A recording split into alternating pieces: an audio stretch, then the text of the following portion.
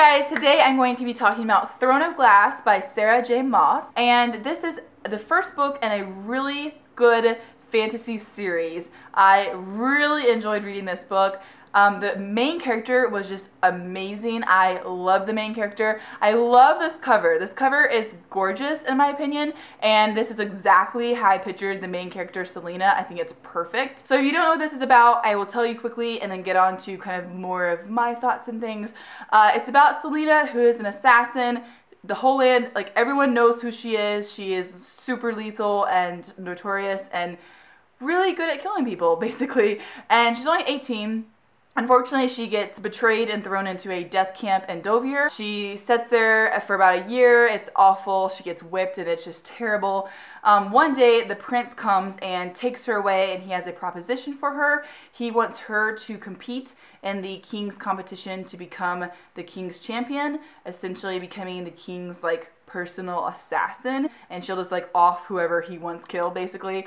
And she would be doing that for a few years, and then she would have her freedom. Of course, she would be nuts to turn that down because she knew she probably wouldn't have lasted any longer in that death camp. Even though she hates the king, she can't stand the king and what he stands for and how he just kills anything that's in his way. And I mean, even her, she's an assassin, yet she can't stand the king. That just shows how bad the king is. I don't like him either, but so anyways, this book is just about the competitions and the tests that she has to go through, and it's super, super, super good. She is just incredible, and I love her interactions between the king's son, the Prince Dorian, who's very different than his father, and then with the captain of the guard, Kale. He like helps her train and stuff. Love it. Love this whole book. I'm super excited about this series. I cannot wait to read the second book because I heard it gets even better, and I'm just super in love with it. So I guess I definitely recommend it, especially if you love fantasy. Just don't go into it thinking that it's like this love triangle, like this romance book, because so many people are like obsessed with that side of it. I feel like it's so much more than that. I feel like Selena is such an amazing just main character, and it's about her. I saw this interview with the author about how when she was 16 and first thinking of this story, she really wanted it to be about how Selena didn't need anyone, like any guy, to save her, and she can save herself, and that's what this is about, and I just love it. So if you haven't read it, I definitely recommend that you do, and then go and come back, because now we're going to discuss a few more parts in detail, and just, oh, I love this book. So one thing that I kind of wish we would have gotten a little bit more of was the competitions, like the tests. I felt like we would just hear about it, and then really it'd just be like, yeah, you know, 3 weeks have passed, two more people died. It's like, what? I want to hear more about it. I guess it's just because of the number of tests that they went through. I guess the author was just trying to speed it up a little bit, but I wouldn't have minded to read more, really. So I kind of wish we would have gotten more of that. But I really didn't know what was happening with the people like dying, and I knew it was connected with what, is it Queen Elena was talking about. And I think it's funny how Selena's like, well, I'll win because, you know, that was already the plan, but I'm not gonna go find this evil. I mean, obviously it's connected, and you need to, or you could die next. What did you think about the word marks? Which, by the way, I had no idea how to say those until I went to the author's blog and found her like pronunciation chart. But anyways, those kind of freaked me out because I was picturing just, especially when they would find them like written in blood next to the dead person, or, oh, it was super freaky whenever Selena saw them under her bed, because she doesn't know what they mean, and she's like, okay, is this like targeting me, like at night someone's gonna come to my bed, or, and poor girl's like down there scrubbing it. That whole thing was just crazy. Oh, the sun is coming and it's shining on my face. I'm gonna move over a little bit. Okay, I just moved a little bit because of the sun. But anyways, so I didn't guess Cain. I think I would have thought it was too obvious to suspect Cain, because he's like her number one like enemy as far as like if you look at them all as a whole. I felt like that would have been too obvious, so it's almost like I didn't think of him purposely because of that. I always try to think of like outside the box, like who could it be, and yeah, but it was Cain. I was like, oh, okay, well, alright. One thing I didn't like was that Cain and Kale's names are so similar, and I would be reading and I'd be like, Cain, that's, oh my god, no, wait, that's the guy I'm supposed to hate, not the guy I'm supposed to like. Wait a second. And I would get a little confused. Maybe I'm the only one. I don't know. But yeah, I definitely, I can't stand the king. I can't stand the duke. I can't stand Cain, which, I mean, he's not a problem anymore. But just everything that worked up to that, like, final duel. And then they drugged her. And, oh god, she was just, like, couldn't fight back. And it was so frustrating. And what was with the word mark on her forehead? That was nuts. I guess I'll learn more about that in the next book. I don't know.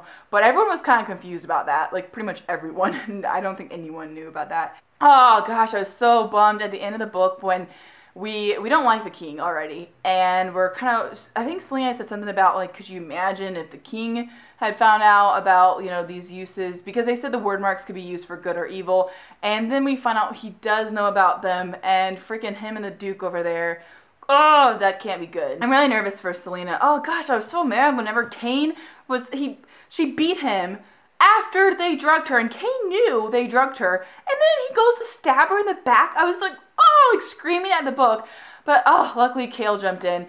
Which I was a little frustrated because Dorian and her in this book are actually better friends than Cale and her. They both have very different types of relationships. Yet Dorian just like stood there and didn't do anything. Whereas Cale is like at the line, like get up.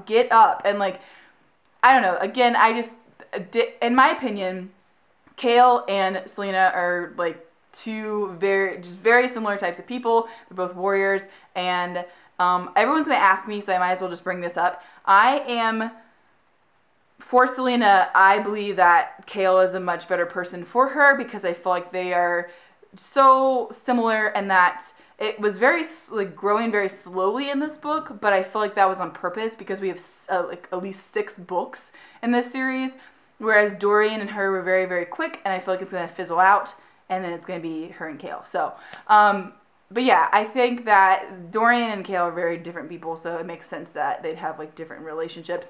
But the ending was very intense, and it was a little confusing with the, you know, drug kind of allowing her to see what Nehemiah usually sees, and that was a little nuts. And I did suspect.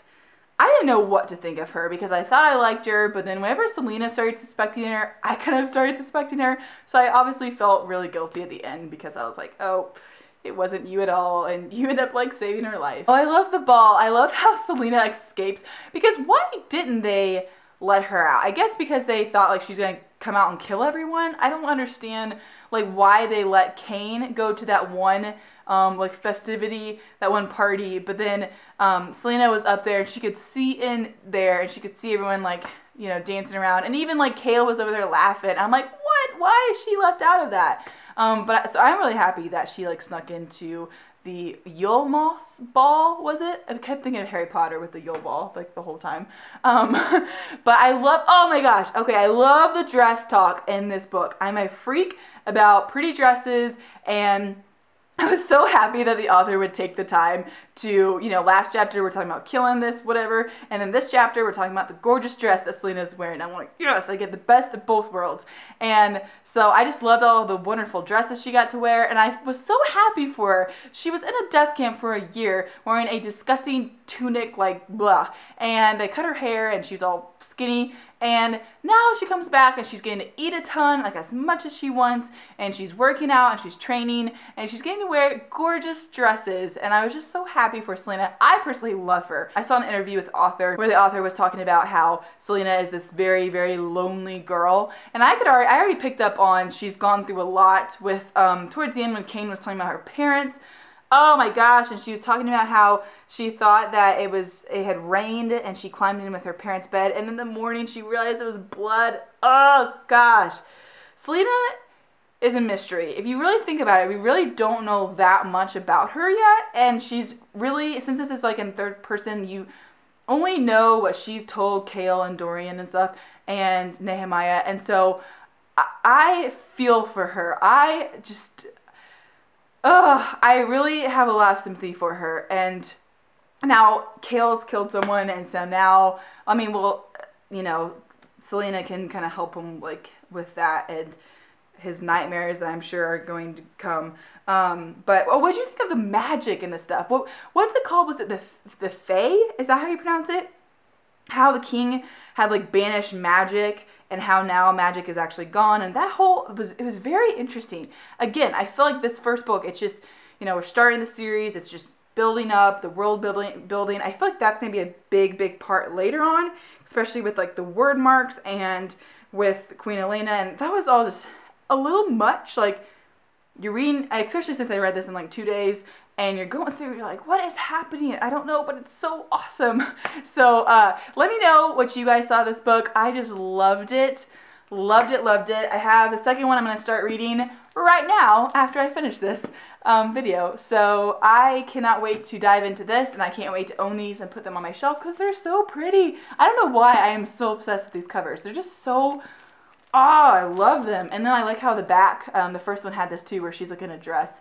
Perfect. Alright guys, well that is all I have to say for now, but make sure and leave me a comment and let me know what you thought of this book. I cannot wait to discuss it with you. I'm kind of obsessed with this series right now, so I really want to talk about it. So yeah, I will see you guys next time. Bye!